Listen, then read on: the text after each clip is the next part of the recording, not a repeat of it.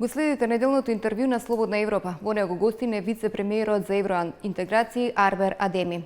Господине Адеми, во пресрет на новиот извештај за напредокот на Македонија кон Европската Унија, разрешницата на политичката криза се уште е неизвестна, се појавија индици за ново пролонгирање на датумот на изборите, а и натаму има обструкции за работењето на специјалното јавно обвинителство.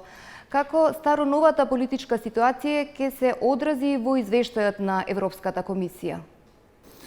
Најголемиот предизвик е пред нас, а тоа е да покажеме и да докажеме дека имаме капацитет и посветеност да организираме избори кои ги исполнуваат меѓународните стандарди и чии резултати ќе бидат широко прифатени. За сето ова разговарав и за време на мојата последна посета на Брисел, кога се сретнав и со еврокомесарот Хан, но и со други високи представници на институциите на ЕУ. Како политички чинители, разбирајќи комплексноста на политичката ситуација во земјата, во регионот и пошироко на глобален аспект, потполно сме свесни дека за последиците кои можат да произлезат од евентуалните компликации и околу изборите, но и околу работата на специјалното јавно обвинителство, до тоа никој не сака да дојде, а одговорноста секако е врз политичките чинители кои се инволвирани на политичките преговори. Во однос на извештајот на Европската комисија за земјата, како и секогаш, јас верувам дека ќе добиеме објективен извештај, коректен извештај, каде што ќе се нотира нашиот напредок, позитивните активности, особено напредокот во политичкиот диалог, но секако истиот ќе содржи и забелешки и препораки пред се за областите кои се опфатени за соитните реформски приоритети. Дали однесувањето на политичките партии остава впечаток на немање политичка зрелост, особено што не му се дава целосен легитимитет на специјалното јавно обвинителство и со последното неусвојување на законските измени во собранието? Или колку вие од вашата позиција може да кажете дека на овој начин целосно се спроведува договорот од Пржино? Обврска на сите политички партии и на собранието според договореното е да ја дадат понатомошна поддршка на специјалното јавно обвинителство, да ја изврши работата за која е и основана. Јас сум убеден дека единствениот начин за разрешување на политичката криза се консенсуалните решенија, се сеопфатните решенија. Затоа сметам дека секоја иницијатива која ќе произлезе од пржинскиот процес треба да е заедничка иницијатива. Со едностранните иницијативи се урива консензусот, а со тоа можеме да дојдеме и до пропаѓање на договорот. Меѓутоа, околу потребата за измени во законите за специјалното јавно обвинителство во собранието се изјаснија и САД и Европската Унија, оценувајќи ги барањата како разумни.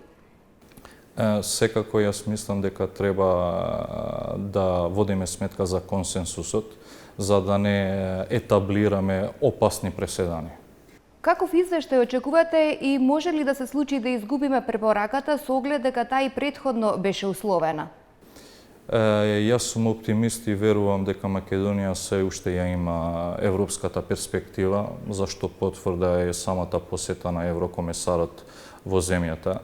Наша обврска е после организирањето и спроведувањето на изборите да се посветиме максимално на спроведување на потребните реформи, особено во делот на владењето на правото, економијата и процесот на усогласување на нашето законодавство со правото на ЕУ.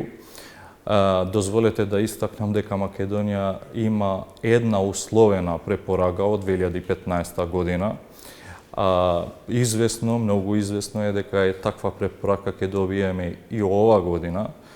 Сето ова е пред се поради политичката криза и неколку пати одлаганите избори. Зошто имаме впечаток дека колку и да се однесуваме политички неодговорни, на крајот препораката нема да ни биде одземена, или што не прави толку сигурни дека препораката на крајот е сепак загарантирана, или не сме заинтересирани за европските перспективи кога нотираните забелешки упорно не ги спроведуваме и ни се додаваат нови? Би сакал да ве уверам дека извештајот на Европската комисија е клучен документ и представува основа за дефинирање на нашите реформски активности. Секретаријатот за европски прашања уште веднаш штом се објави извештајот прави анализа на наодите и истата се споделува со сите релевантни институции и се разгледува од страна на владата. Наодите на Европската комисија се основа за ревизијата на националната програма за усвојување на правото на ЕУ, која се прави секоја година и представува клучен стратешки документ. Мислам дека извештајот на Европската комисија представува објективна, но и во најголема мера и експертска оцена за состојбата во која се наоѓаме во моментов, но и кумулирано, бидејќи се работи за долготраен процес. Македонија одамна ги исполни условите за почеток на преговорите со ЕУ, но не смееме да заборавиме дека евроинтегративниот процес е и политички процес и зависи од одлуките кои се донесени од страна на сите земји членки на ЕУ, односно одлуките кои се донесуваат во рамките на Советот на ЕУ, Европскиот совет. Нека нема сомнеж дека ние како политички чинители и како влада не само што сме заинтересирани за содржината на извештајот и за одлуките на Советот на ЕУ, туку ние сме ангажирани и максимално посветени да ја исполниме нашата крајна стратешка цел, а тоа е членството на земјата во ЕУ. Но каков сигнал се испраќа со мобингот врз специјалното обвинителство за кое се пожали Јанева и кој е вашиот став за условите во кои работи оваа институција за која САД и Европската Унија се изјаснија дека е клучен фактор во спроведувањето на договорот и за разврска на политичката криза? Јас лично и мојата политичка партија се залага за целосен респект и почитување на личниот кредибилитет на сите членови на специјалното јавно обвинителство и на самата институција, како и на сите други јавни личности и институции. Што мислите, зошто Уставниот суд толку долго време не се произнесува за иницијативата за СЈО, за разгледување на иницијативата за уставноста на Законот за специјалното јавно обвинителство, со што во јавноста се остава простор дека можеби планира да го укине?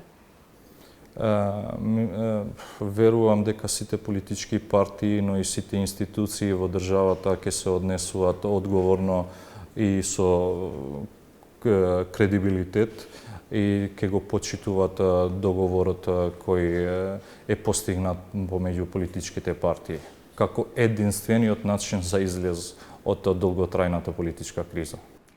Каде очекувате најсериозни забелешки во извештајот, со оглед дека извештајот на Прибе сериозно не беше сватен, а тој представува патоказ по кој што треба да се трансформираат институциите, а ние очигледно се фокусиравме само на изборите. Како што испомнав, извештајот на Европската комисија секако дека ќе содржи забелешки и препораки пред се од делот на политичките критериуми, особено за областите кои се опфатени со итните реформски приоритети, особено правосудството, слободата на изразувањето, борбата против корупцијата и така натаму. Но нема дилеми дека во услови на политичка криза, во услови на неизвестност околу одржувањето на избори, во услови на несигурноста во работата на собранието и на другите државни институции, не можете да спроведете длабоки реформи за кои неопходно е широка политичка и општествен диалог, а за некои реформи е неопходно и поширок консензус. Ви благодарам на разговорот. Благодарам. Го следевте неделното интервју на Слободна Европа. До гледање.